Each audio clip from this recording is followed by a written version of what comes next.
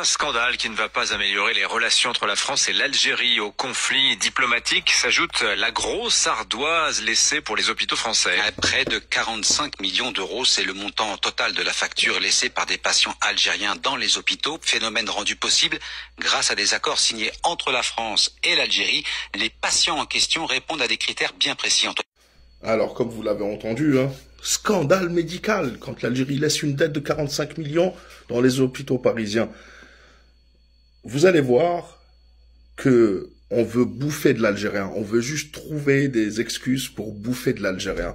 L'Algérie paye toutes ses dettes et votre histoire de 45 millions d'euros, etc., prenez-la et allez manger un morceau sur notre compte parce qu'apparemment l'Algérie doit payer les dettes de la France. L'APS, l'agence presse service, donc l'agence de presse officielle de l'Algérie, a répondu à ces bêtises et pourtant ça n'empêche pas les médias français, adeptes de fake news et de propagande, surtout quand il s'agit de pays africains. Ah oui, surtout l'Algérie. Alors on peut tout dire, il ne leur arrive rien. D'ailleurs, l'article de l'APS, qui parle encore d'une fausse polémique concernant ce sujet, qui nous dit « La presse française poursuit sa longue série d'attaques contre l'Algérie farfouillant ». Et c'est exactement le cas. Dans ses archives, la moindre information et n'importe quelle piste pour la calomnier. Et c'est de la calomnie. Elle tente par tous les moyens de se convaincre que l'Algérie est redevable à la France, excusez-moi du peu, redevable à Paris, feignant d'oublier que l'Algérie, un pays qui n'est pas endetté, a toujours respecté ses engagements financiers, a toujours payé ses dettes. Et dans le détail, ça nous... L'APS poursuit en disant, faut-il rappeler à ces polémistes, qu'on a vu, et même Cyril Hanouna, qui se lâche, comme je vous l'ai dit, pour insulter, il crée un sujet, sur ce sujet-là, l'Algérie doit à la France 45 millions d'euros. On vous doit zéro, on vous doit quelque chose, et c'est vous, et c'est la France qui ne veut pas passer à la table, parce que l'Algérie ne se fait pas arnaquer. Nous, on paye pas toutes les factures impayées des hôpitaux de Paris. Donc, faut-il rappeler à ces polémistes, à la solde de l'extrême droite française, et pas que dans le cadre des conventions algéro-françaises, il y a des règles, il y a des lois de sécurité sociale relatives aux soins dispensés en France aux ressortissants algériens que l'Algérie a payé rubis sur ongle ses factures. L'Algérie paye toujours ses factures. On vous doit rien. Vous inquiétez pas, on vous connaît et on ne vous donnera pas l'occasion de pouvoir nous salir. Donc, on apprend par exemple, à la suite de ça, que de 2010 à 2019, sur une période de 8-9 ans, 93 700 815 euros et 64 centimes ont été transférés aux hôpitaux français. De 2020 à 2024, ce ne sont pas moins de 23 263 322 euros et 55 centimes qui ont connu le même chemin. L'Algérie paye toujours ses dettes lorsqu'elles sont bien justifiées. D'ailleurs, n'est-ce pas Alger qui ne cesse de demander à la partie française, donc aux représentants français, de tenir une réunion de la commission mixte, c'est-à-dire des Algériens et des Français, pour apurer ses créances d'un montant de 2 537 194 euros et 23 centimes. Frais d'hospitalisation de 2018 à 2024, une somme du reste pas aussi affolante que cela. À la suite, dans le même article, donc, la réponse de l'APS, il y a des choses que vous allez voir, on va écouter la suite du début de Europe 1, je crois bien, la vidéo que je vous ai mis au début, vous allez comprendre ce qui se passe. La France essaie de coller à l'Algérie les dettes impayées des hôpitaux de Paris. On va voir. Cette réunion que la partie française évite est une étape cruciale pour arrêter les sommes exactes des dus. Et seulement des dus justifiés comme étant des prestations fournies à des citoyens algériens, car il ne faudrait pas non plus abuser de la bonne disposition de l'Algérie à payer, parce que l'Algérie paye tout le temps, justement.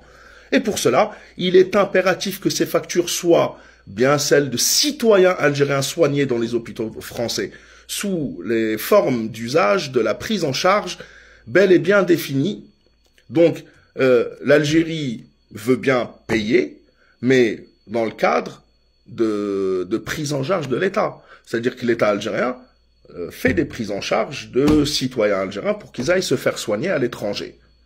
Par contre, si quelqu'un vient à l'hôpital en ayant volé une carte vitale d'un Algérien, en faisant semblant que c'est un Algérien, parce que vous allez voir, hein, il pousse le vice, vous allez voir juste après, c'est pas pour rien qu'il dit ça, ou des cartes vitales volées, ou même sur simple déclaration, on le sait très bien, il vient, je suis Algérien, n'importe qui ne peut pas venir et dire je suis Algérien, c'est l'Algérie qui paye.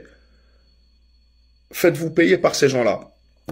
Donc, et pour cela, il est impératif que ces factures soient bien celles de citoyens algériens soignés dans les hôpitaux français, sous la forme d'usage de la prise en charge bel et bien définie. Il est devenu courant dans ces infrastructures sanitaires de France de marquer de patients à tort ou à travers, probablement de non-algériens, sur le très commode carnet de dette d'Alger. Donc, en gros, dès qu'ils ont un impayé, les hôpitaux français, ils le mettent sur le dos de la France. Et d'ailleurs, vous allez écouter les justifications d'Europe 1. Il y a deux types de patients. Il y a d'abord les Algériens disposant d'un passeport diplomatique qui viennent consulter les grands spécialistes français directement. Un accord ancien passé entre les deux pays les autorise à partir sans payer la consultation, mais la facture doit normalement, selon ce même accord, être remboursée à la France par la sécurité sociale. Donc déjà, on comprend pas bien des diplomates qui viennent eux-mêmes. Si un Français va aux États-Unis faire une consultation et qui s'enfuit, qui paye pas, c'est à l'État français de rembourser. J'ai pas compris moi ça. Diplomate, pas diplomate. Hein. En sachant bien qu'il y a des conventions et si la facture est bien dans le cadre de la prise en charge légale, c'est-à-dire que c'est pas n'importe qui, il vient et il passe des visites médicales et il se fait passer pour un Algérien ou pas, ou même si c'est un Algérien, c'est pas à l'État de payer.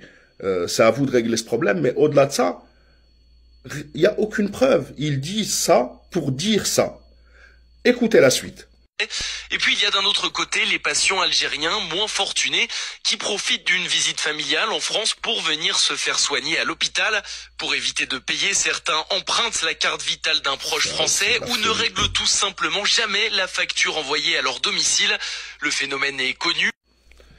Vous voyez bien le nombre de préjugés que les Algériens viennent en France, ils empruntent, pour pas dire ils volent, les cartes vitales de Français et ils vont se faire soigner. Comment savent-ils que c'est des Algériens qui ont fait ça? Eux, ils le savent. C'est une pratique connue. C'est faux. Sortez les factures. Dans le cadre légal, l'Algérie paye. D'ailleurs, il y a une somme de plus de 2 millions d'euros que l'Algérie veut régler et que la France ne veut pas encore s'asseoir sur la table pour régler. Il faut juste vérifier les factures. En fait, c'est comme dans une entreprise normale. Tu reçois la facture, on vérifie la facture si c'est bien à nous et on paye. Quant à vos histoires pour stigmatiser de l'Algérien et tout, ça commence à un peu trop se voir, non, vous trouvez pas? Moi, je trouve que si. La patrie ou la mort nous vaincront. On parlera sûrement de ce sujet et d'autres à partir de 23h sur YouTube, la chaîne Artisan Malik. La patrie ou la mort nous vaincront. Et merci beaucoup d'avoir suivi cette petite vidéo de retour.